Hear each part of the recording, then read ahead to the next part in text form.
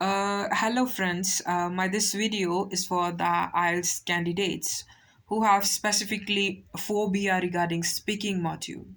Even though their band score is too good in other module, I mean 9 in reading, 9 in listening, but they're stuck at 5.5 in speaking.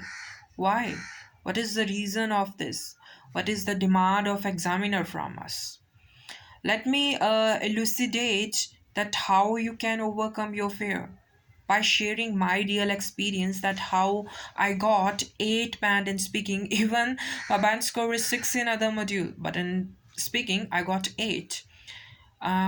Let me share it in my native language. Actually जो मेरा exam था वो था मेरा जलंधर दी माया hotel में। जब मैं exam देने गया तो एग्ज़ाम से कुछ 10 मिनट पहले मुझे ना कुछ हेजिटेशन हो रही थी, कुछ डर लग रहा था।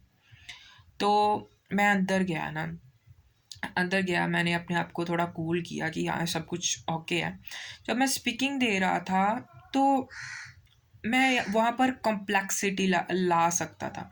मुझे कॉम्प्लेक्स सेंटेंस आते थे, मेरे पास बहुत सारी वोकैबुलरी थी, पर अनफॉर्चुनेटली वो लगी नहीं। पता नहीं क्यों वहाँ पर एक प्रेशर सा हो जाता है, वो लगती नहीं है। तो मुझे उसने कैसे बैंड दे दिए, मुझे कैसे 8 बैंड मिल गए स्पीकिंग में, क्योंकि मैंने ना बहुत कॉन्फिडेंस के साथ स्पीकिंग थी। मेरी आवाज़ जो थी ना बहुत ज़्यादा लाउड वे में दी थी मैंने स्पीकिंग। और सेकेंडली जो मैंने मेरा प्रेजेंट करने का वे था ना वो बहुत ज़्यादा रियल था। मैं जो बोल रहा था वो ज़्यादा रियल टोन में बोल रहा था, ऐसे नहीं था कि मैं कोई बुक पढ़ रहा हूँ। तो मैं आपको यही बताना चाहता हूँ कि स्पीकिंग मॉड्यूल में मैटर क्या करता है। हम ग्रामर लगाते हैं कॉम्प्लेक्स, ये नहीं मैटर करती। अगर आप कैरी फॉरवर्ड कर सकते हो इजीली कॉम्प्लेक्स सेंटेंसेस को तो आप यूज़ करो, अदरवाइज उसको स्किप करो। अगर आप वोकैबुलरी आपके पास है, उसकी प्रोनाउंसिएशन आपको करनी आती है, करिए। अगर आप बहुत ही ज़्यादा सोच कर वोकैबुलरी वर्ड लगा रहे हैं तो उसको सिर्फ स्किप करिए। तो स्पीकिंग मॉड्यूल में क्या होता है, आपकी बस फ्लुएंसी होनी चाहिए भैया। क्योंकि मुझे पता है कि मेरी सिर्फ फ्लुएंसी की वजह से, प्रेजेंटेशन की वजह से और प्रेजेंस, वहाँ पर जब आप स्पीकिंग दे रहे हो ना आपको खोना नहीं है, आपको वहाँ पर रहना है। एग्जामिनर के सामने आपको रहना है, प्रेजेंट रहना है आपको, कि कहीं खो नहीं जाना, डर में कहीं खो नहीं जाना। आप डेफिनेटली आपके डिज़ायर्स को आपको मिलेंगे। तो मेरी वोकैबुलरी नहीं वहाँ पर काम आई, मैंने वोकैबुलरी पर बहुत काम करा था पर वो आई नहीं काम वहाँ पर।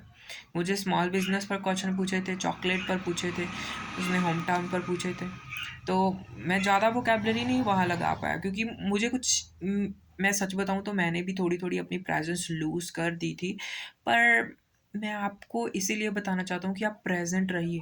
अगर शायद मैं अपनी प्रेजेंस थोड़ी भी लूज़ ना करता तो शायद मेरे 9 बैंड आ जाते स्पीकिंग में, क्योंकि मेरे में बहुत कॉन्फिडेंस था, मुझे आंसर प्रेजेंट करने आते थे। और मुझे ना एक चीज़ की कमी हो गई कि मैं वहाँ पर अपनी प्रेजेंट लूज़ कर बैठा थोड़ी थोड़ी। तो मैं बस यही कहूँगा, अपनी फ्लुएंसी पर काम करो, अपनी सेंटेंस फॉर्मेशन पर, सफिशेंट जो कॉम बेसिक सेंटेंस है ना उस पर काम करो, जो रियल एक्सपीरियंस है वो ही बताओ। अगर झूठ बोलोगे तो आप फंसोगे, क्योंकि एग्जामिनर आपके क्वेश्चन में से ही क्वेश्चन निकालेगा। ये बात तो पक्की है कि मक्कर की पीडीएफ से ही आता है, पर जो आप बोलेंगे अगला क्वेश्चन उसी में से होगा। सो आई होप कि आपको समझ आ गया होगा कि मैं क्या कहने की कोशिश कर रहा हूँ, कि जब हम अपना टेस्ट देने जाएंगे तो हमें डरना नहीं है, बिल्कुल भी नहीं डरना।